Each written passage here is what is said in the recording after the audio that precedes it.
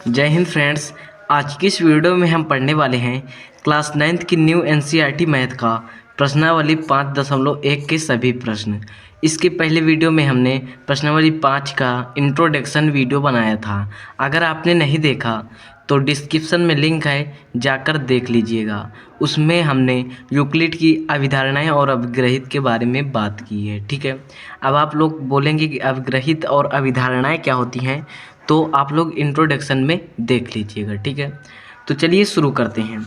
हमारा जैसे पहला प्रश्न दिया यहाँ पास क्या दिए गए हैं, निम्नलिखित कथनों में से कौन से कथन सत्य हैं और कौन से कथन असत्य हैं, अपने उत्तरों के लिए कारण दीजिए।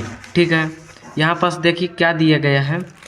हमारा पहला प्रश्न दिया गया है, एक बिंदु से होकर केवल एक ही रेखा खींची जा सकती है। देखिए जैसे यहाँ पास हम एक बिंदु है, यहाँ पास ये बिंदु है। ठीक है, तो यहाँ पास क्या दिया है, एक बिंदु से होकर केवल एक ही रेखा खींची जा सकती है। तो भाई ये एक बिंदु हो चाहे जितनी रेखा खींच सकते हैं, एक रेखा जैसे ये खींच लिए, इस तरह भी तो खींच सकते हैं, इस तरह खींच लिए, इस तरह इस बिंदु से बस मिलना चाहिए ये चाहे जितना खींच लें। तो यहाँ पास आपको लिखना क्या है, असत्य है। यहाँ पास लिखते हैं हम असत्य है, क्योंकि यह स्वयं सिद्ध है कि एक बिंदु से अनेक रेखाएं खींची जा सकती हैं। ठीक है, तो आप लोगों को कुछ इस प्रकार से लिख देना है। ठीक है, अब जैसे हमारा दूसरा दिया गया है, दो भिन्न बिंदुओं से होकर जाने वाली असंख्य रेखाएं हैं। तो दो भिन्न बिंदुओं यानी कि जैसे एक बिंदु ये है, एक ही बिंदु ये है। ठीक है, दो भिन्न बिंदुएं हैं गई। यहाँ पास क्या दिया है, दो भिन्न बिंदुओं से होकर जाने वाली असंख्य रेखाएं हैं। तो भाई यहाँ से जाने वाली, यहाँ से इन दोनों बिंदु से सिर्फ एक ही रेखा खींच सकते हैं। दो भिन्न बिंदुओं से सिर्फ एक ही रेखा खींच सकते हैं। अब भाई अब कैसे खींचेंगे जो है, अब एक इस तरह खींचेंगे, आप लोग कहोगे इस तरह खींचे, भैया ये तो एक ही बिंदु से खींचा गया ना, यानी दो भिन्न बिंदुओं से सिर्फ एक ही रेखा खींची जा सकती है। तो यहाँ पास हम लिखेंगे क्या, असत्य है, क्योंकि हमने आप लोगों को मैंने इंट्रोडक्शन वाली वीडियो में अभिधारणाओं के बारे में बताया था। ठीक है, तो हमने अभिधारणा 5.1 में क्या पढ़ा था, 5.1 में क्या पढ़ा था कि दो भिन्न बिंदुओं से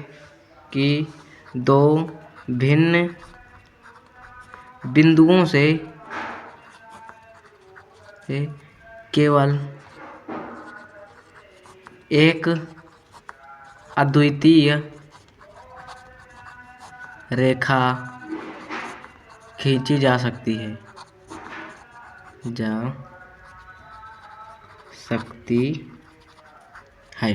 ठीक है, तो दो बिंदु सिर्फ एक ही रेखा खींची जा सकती है, यही आप लोगों को लिख देना है। तीसरा हमारे पास क्या है, एक शांत रेखा दोनों ओर निश्चित रूप से बढ़ाई जा सकती है। जैसे यहाँ पास शांत रेखा है इस तरह, तो भाई हम लोगों ने जो है अवधारणा में पढ़ता कि शांत रेखा को हम इसको बढ़ा सकते हैं, इधर भी बढ़ा सकते हैं और इधर भी, जितना मन चाहे उतना बढ़ा सकते हैं, निश्चित रूप से बढ़ा सकते हैं। ठीक है, तो यहाँ पास क्या लिख देंगे, सत्य है हम एक रेखा को निश्चित रूप से बढ़ा सकते हैं। ठीक है, तो ये सत्य हो जाएगा। ठीक है, अब जैसे चौथा नंबर हमारा दिया गया है, यदि दो वृत्त बराबर हैं तो उनकी त्रिज्याएं बराबर होंगी। यहाँ पास जैसे दो वृत्त, एक वृत्त ये है, ये एक वृत्त ये है। ठीक है, तो ये दोनों एक के बराबर हैं, इसका मतलब कि ये इसका संपाती है या ये इसका संपाती है।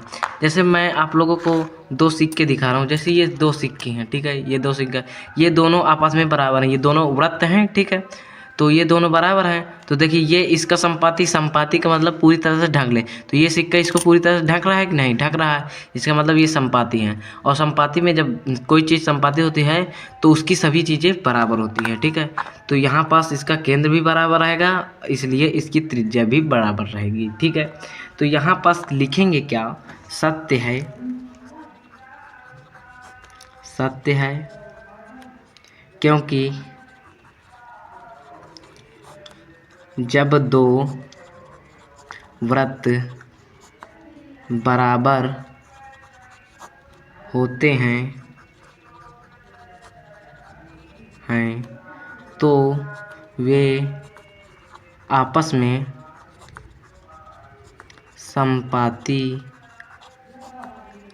होते हैं, इसलिए इनकी त्रिज्याएं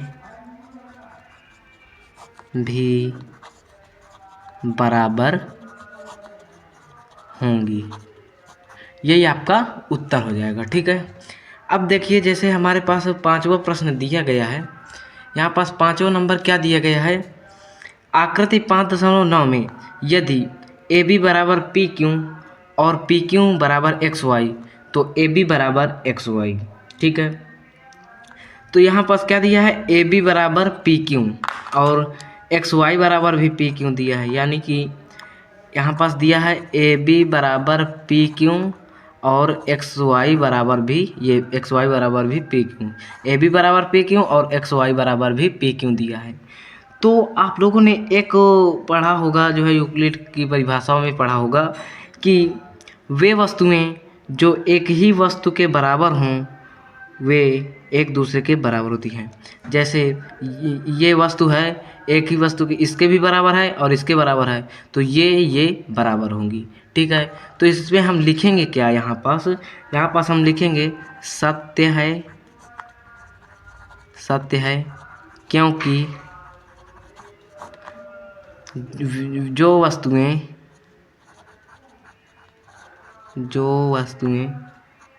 एक ही वस्तु के बराबर होती हैं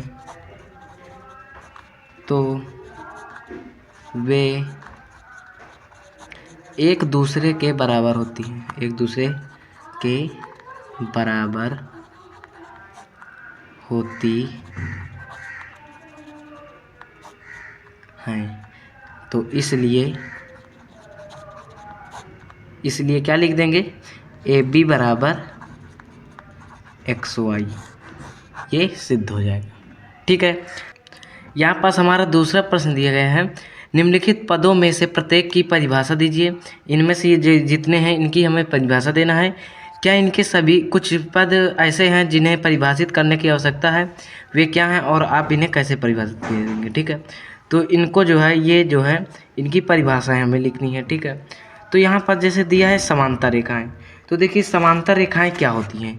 देखिए समांतर रेखाएं क्या होती हैं, समांतर रेखाएं वे रेखाएं, जैसे ये दो लाइनें हैं, ठीक है, ये दो लाइनें कभी भी आपस में ना मिले, इसे ही समांतर रेखा कहते हैं, ठीक है। एक हिसाब से चाहे जितना इनको बढ़ाया जाए पर एक दूसरे को कभी भी ना मिले। जैसे ट्रेन की पटरी होती है, ट्रेन की पटरी आपस में कभी भी नहीं मिलती है, ठीक है, अगर मिल जाएगी तो ट्रेन आगे जाके क्रॉस हो जाएगा, ठीक है। तो वो समांतर रेखा होती है, ठीक है, उनके बीच की दूरी जो है हमेशा समान रहती है, ठीक है। अगर कुछ दूरी 5 है, कुछ 10 है, तो वो ट्रेन पलट जाएगी, ठीक है। तो यहाँ पास हम लिखेंगे क्या, समांतर रेखाएं क्या होती हैं, जो रेखाएं, यहाँ पास लिखेंगे जो रेखाएं एक तल पर आपस में समान दूरी पर रहती हैं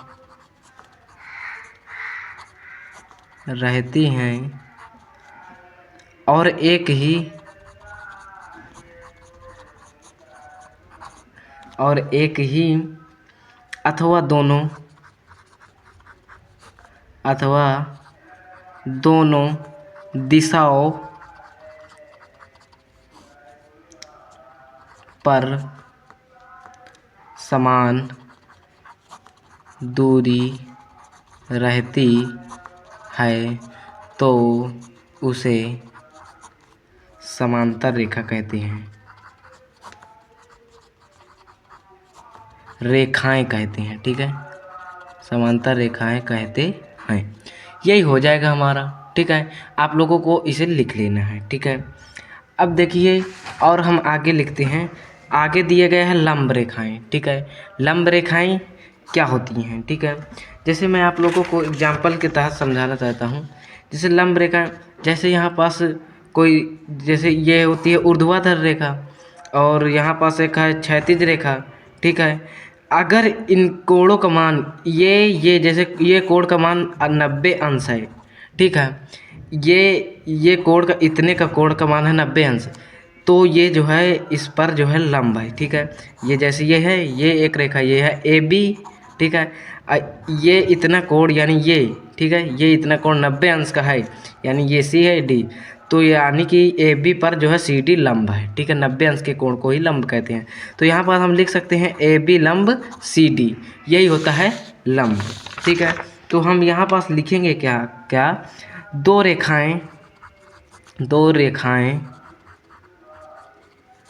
रेखाएं एक दूसरे पर लंब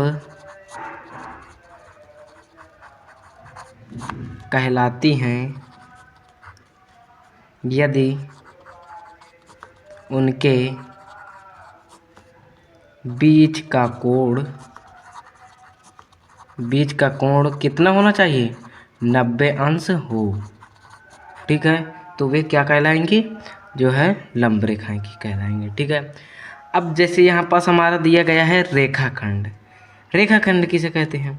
तो रेखाखंड क्या होता है, जैसे कि नहीं एक रेखा है ये, ठीक है, ये ठीक है, यहाँ से यहाँ तक, तो ये होता है रेखाखंड। इनको हम बढ़ा भी सकते हैं। ठीक है, यही होता है रेखाखंड।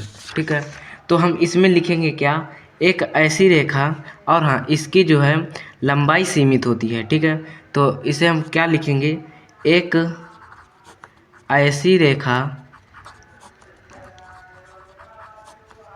जिसकी लंबाई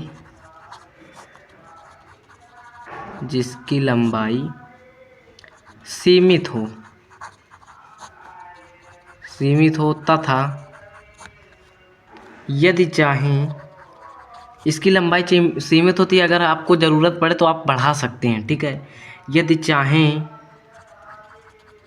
तो दोनों ओर असीमित लंबाई तक बढ़ाया जा सकता है। ठीक है, तो क्या कहलाता है? रेखाखंड कहलाता है। ठीक है, आप लोगों को अपनी नोटबुक में कुछ इसी प्रकार से लिख देना है। ठीक है, अब क्या है यहाँ पास क्या दिया है, वृत्त की त्रिज्या। ठीक है, केंद्र से होकर परिधि तक मिलाने वाली रेखा को हम जो है वृत्त की त्रिज्या कहते हैं। ठीक है, जैसे ये है कि वो परिधि, ठीक है, केंद्र भी इसका होगा तभी तो वृत्त बनेगा। और इसकी त्रिज्या क्या होती है, केंद्र से लेकर वृत्त तक की जो एक रेखा होती है, रेखा की लंबाई को हम क्या कहते हैं, त्रिज्या कहते हैं। ठीक है, तो यहाँ से केंद्र से लेकर परिधि तक मिलाने वाली रेखा को हम क्या कहते हैं, त्रिज्या। ठीक है, तो यहाँ पास हम लिखेंगे वृत्त के वो केंद्र से लेकर, यहाँ पास ये लिखेंगे केंद्र से लेकर वृत्त तक एक रेखा की लंबाई को वृत्त की त्रिज्या कहते हैं। ठीक है, केंद्र से लेकर वृत्त तक एक रेखा की लंबाई, यानी कि जैसे ये केंद्र है, यहाँ से यहाँ तक के बीच की लंबाई को हम क्या कहते हैं? वृत्त की त्रिज्या बोलते हैं। ठीक है, यही हमारा हो जाएगा। अब क्या दिया गया है? वर्ग। ठीक है, अब हमें वर्ग की परिभाषा लिखनी है। तो यहाँ पास हम क्या लिखेंगे कि ऐसी चतुर्भुजाकार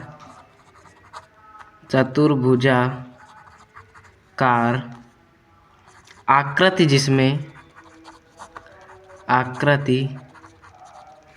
जिसमें सभी भुजाएं बराबर हों तथा सभी कोण कितने अंश का होना चाहिए? 90 अंश का हो। ठीक है, जैसे यहाँ पास एक दे दिया गया, ये कुछ इस प्रकार से वर्ग में होता क्या है? इसकी चारों भुजाएं बराबर होंगी, ये बराबर ये बराबर ये। ठीक है, अगर ये 2 सेंटीमीटर का है तो यानी तीनों 2-2 सेंटीमीटर के रहेंगे, ये भी 2, ये भी 2, ये भी 2। ठीक है, और इसमें 90 अंश का ये भी कोण होता है, 90 अंश का ये भी कोण होता है, 90 अंश का ये भी कोण होता है और 90 अंश का ये भी कोण होता है। तो इसे क्या कहते हैं हम? वर्ग। ठीक है, चलिए तीसरा नंबर प्रश्न पर नज़र डालते हैं। हमारा तीसरा प्रश्न दिया गया है, नीचे दी हुई 2 अभिधारणाओं पर विचार कीजिए। यहाँ पास 2 अभिधारणाएं दी हैं, एक ये एक ये। ठीक है, और यहाँ पास क्या दिया है? पहले में 2 भिन्न बिंदु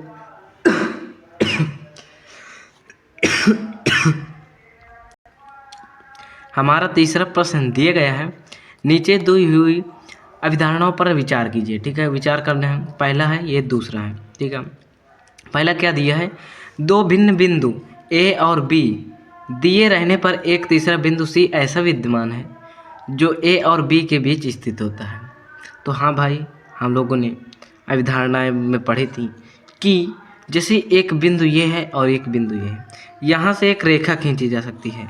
ठीक है, ये हो गया ए और ये हो गया बी। तो यहाँ पर सी जो है ये मध्य बिंदु होता है, तो सी ऐसा विद्यमान है जो ए और बी के बीच में होता है। ठीक है, तो ये बात तो सत्य है। और दूसरा क्या दिया है? यहाँ कम से कम ऐसे 3 बिंदु विद्यमान हैं जो कि वे एक दूसरी रेखा पर स्थित नहीं है, यानी कि यहाँ पर जैसे एक रेखा है ए और बी, और जो सी है वो दूर में है। ठीक है, एक रेखा में स्थित नहीं है। तो भाई ये तो अलग कह रहा है, ये अलग कह रहा है। ठीक है, और यहाँ पास क्या कह रहा है? यहाँ पास मैंने अभी क्वेश्चन नहीं लिखा है पूरी तरह से, तो मैं उसे पढ़ देता हूँ। यहाँ पास और दिया गया है कि यहाँ पास क्या दिया गया है? अभिधारणाओं में कोई अपरिभाषित शब्द है? क्या ये अभिधारणाएं अविरोधी हैं? क्या ये यूक्लिड की अभिधारणाओं से प्राप्त होती हैं? तो यहाँ पास क्या दिया है? अभिधारणाओं में कोई अपरिभाषित शब्द। तो यहाँ पास देखना है कि अपरिभाषित शब्द क्या कोई है। तो यहाँ पास आप लोगों को एक है बिंदु, ये अपरिभाषित शब्द है, और इसमें देखते हैं क्या है, इसमें क्या आ जाएगा? रेखा। ये एक जो है 2 जो है अपरिभाषित शब्द हैं। तो यहाँ पास क्या लिखेंगे? हाँ, यहाँ रेखा और बिंदु 2 अपरिभाषित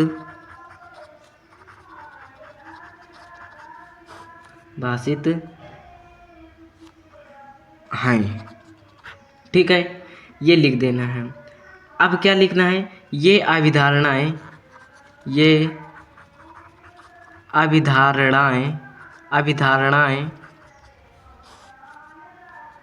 2 अलग स्थितियों का वर्णन कर रही हैं। ठीक है, अलग अलग स्थिति को वर्णन कर रही है। ये अलग स्थिति है, ये अलग स्थिति है। ठीक है, तो अलग अलग स्थितियों का वर्णन कर रही है,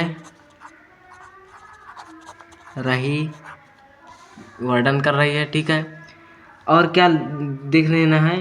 जो एक दूसरे का विरोध नहीं करती, ठीक है, ये एक दूसरे का विरोध नहीं करती क्योंकि ये अलग अलग है, ठीक है, जो एक दूसरे का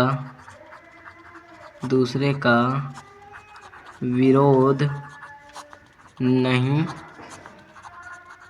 करती, परंतु ये यूक्लिड की अभिधारणाओं से प्राप्त नहीं होती, ठीक है, प्राप्त नहीं होती हैं। फिर भी ये अभिग्रहित 5.1 से वो का अनुसरण करती है, ठीक है। आप लोगों ने जो है अभिधारणा 5.1 पढ़ी होगी, उसमें क्या दिया गया था कि एक बिंदु से जो है एक अद्वितीय रेखा खींची जा सकती है तो खींच सकते हैं, ठीक है, और बीच में एक मध्य बिंदु होते हैं, ठीक है। तो ये एक अभिग्रहित का अनुसरण करती है। आप लोगों को इतना ही लिख देना है, ठीक है। चलिए हमारा तीसरा नंबर भी क्वेश्चन कंप्लीट हुआ। अब चौथे नंबर क्वेश्चन की ओर बढ़ते हैं। यहाँ पास चौथा प्रश्न दिया गया है, यदि दो बिंदु ए और बी के बीच एक बिंदु सी ऐसा स्थित है, यानी ए और बी यानी एक रेखा है और सी ऐसा स्थित है कि ए सी बराबर बी सी, ठीक है, यानी कि ये ए सी बराबर बी सी, यानी कि यहाँ पास कोई बिंदु है, ठीक है, तो ए सी बराबर बी सी हो जाएगा, ठीक है। तो सिद्ध कीजिए कि ए सी बराबर 1/2 ए बी के, ठीक है। तो यहाँ पास देखिए आकृति बना लिए, तो यहाँ पास दिया क्या है, ए सी बराबर बी सी, ठीक है। तो आप लोगों ने एक अभिग्रहित में पढ़ा है कि यदि हम बराबरों को बराबरों में जोड़ें तो पूर्ण भी बराबर होगा, ठीक है, जो आएगा रिजल्ट वो भी बराबर होगा। तो अगर हम ए सी में ए सी जोड़ें और बी सी में भी ए सी जोड़ें तो जो मान आएगा वो क्या आ जाएगा, पूर्ण में आएगा। तो यहाँ पास हम लिख लेंगे, यदि क्यों इसको लिखा, तो यहाँ पास अभिग्रहित के बारे में लिख लेंगे, यदि हम बराबरों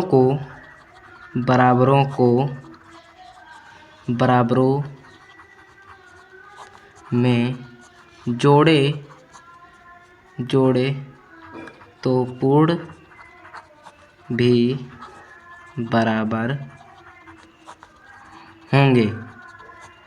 होंगे, ठीक है, ये चीज़ लिखना था, ठीक है। तो देखिए ए सी और ए सी जोड़ेंगे तो क्या आ जाएगा, 2AC बराबर BC प्लस AC, आकृति से जोड़िए, ये BC है और ये AC है, इतना और इतना जोड़ेंगे तो क्या आ जाएगा, AB, ठीक है, तो ये हो जाएगा AB। तो AC बराबर AB, ये दो गुणे में है तो ये आ जाएगा बटे में, इधर बराबर की इधर आएगा तो बटे में आ जाएगा, तो ये हो जाएगा 2, ठीक है। तो AC बराबर हम लिख सकते हैं 1/2 गुणे में AB, ठीक है, बस यही हमारा आंसर हो जाएगा, ठीक है। तो उम्मीद करता हूँ आप लोगों को ये क्वेश्चन समझ में आया होगा। तो चलिए 5वां नंबर क्वेश्चन की ओर बढ़ते हैं। हमारा 5वां नंबर प्रश्न है, प्रश्न 4 में सी रेखाखंड ए बी का मध्य बिंदु कहलाता है, ठीक है, 4 में हम यही पढ़ा था, अभी पढ़ा है, ठीक है। सिद्ध कीजिए कि एक रेखाखंड का एक और केवल एक ही मध्य बिंदु होता है, एक रेखाखंड और एक मध्य बिंदु होता है, ठीक है। यानी कि जैसे एक रेखा थी ए बी, ठीक है, इसमें क्या होता था, सी एक मध्य बिंदु होता था, ठीक है। अब ये क्या कह रहा है कि सिद्ध कीजिए कि एक बिंदु और होता है मध्य बिंदु में। तो देखिए चलिए मान लेते हैं थोड़ी देर के लिए यहाँ पास डी, ठीक है, डी को मान लेते हैं। तो यानी कि उसमें क्या दिया था, अब यहाँ पास माना है तो यहाँ पास लिख लेंगे माना ए बी के दो मध्य बिंदु सी और डी हैं, ठीक है। तो यहाँ पास ये ए बी का मध्य बिंदु एक है, ए बी का मध्य बिंदु सी, ठीक है, सी है, ए बी का मध्य बिंदु क्या है, सी, ठीक है। तो यहाँ पास क्या हम लिख सकते हैं, यहाँ पास हम लिख सकते हैं ए बी बराबर 1/2 AC, ठीक है। तो 1/2 AC के लिख सकते हैं। यहाँ पास 5वां नंबर हमारा प्रश्न दिया गया है। प्रश्न 4 में सी रेखाखंड AB का मध्य बिंदु कहलाता है, ठीक है। सी रेखाखंड AB का मध्य बिंदु कहलाता है, ठीक है। आप लोगों ने अभी पढ़ा है, ठीक है। ये हो गया AB सी रेखा इसका मध्य बिंदु है, ठीक है। सिद्ध कीजिए कि एक रेखाखंड का एक और केवल एक ही मध्य बिंदु होता है, यानी कि एक और मध्य बिंदु होता है। तो यहाँ पास हम मान लेते हैं एक और मध्य बिंदु होता है। मानने में क्या जाता है, तो यहाँ पास हम लिखेंगे माना AB के 2 मध्य बिंदु क्या है, C, D है, ठीक है। तो ये देखिए AB ये AC है, ठीक है।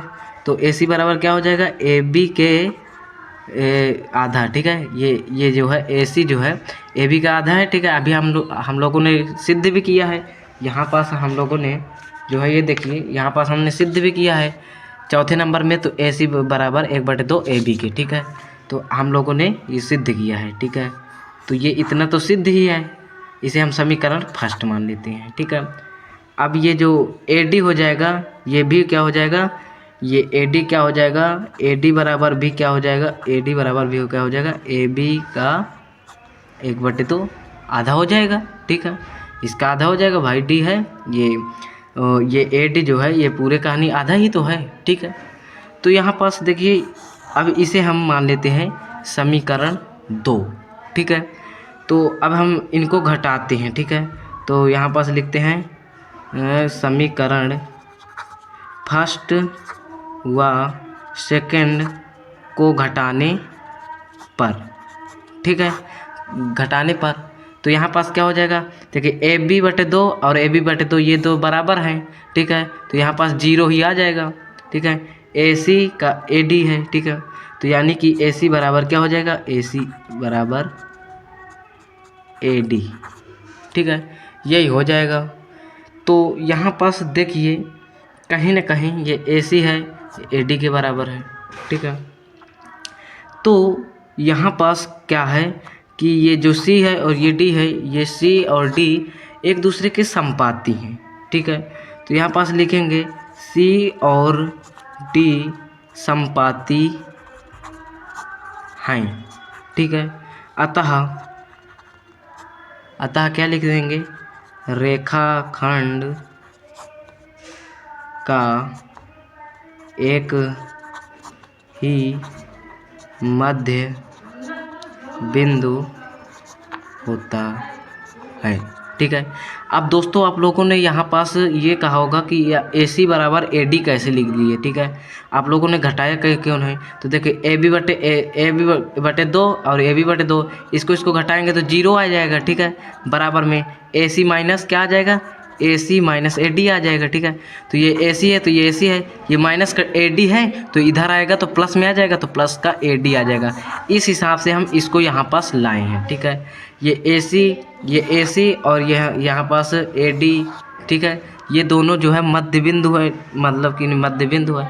तो ये कहीं ना कहीं ये जो D है ये C के ही ऊपर है। ये जो यहाँ पास AC और AD है तो ये कहीं ना कहीं ये जो D है ये AC के ही ऊपर है, ठीक है। यही से AC बराबर AD दिया गया है, या D AC के ऊपर है, ठीक है। कहीं ना कहीं ये जो C है ये D के ऊपर है, ये जो D है ये C के ही ऊपर है, या C D के ऊपर है, ठीक है। तो यहाँ पास क्या हो जाएगा, एक रेखाखंड का एक ही मध्य बिंदु होता है, यही हमारा सिद्ध हो गया, ठीक है। चलिए छठा नंबर प्रश्न देखते।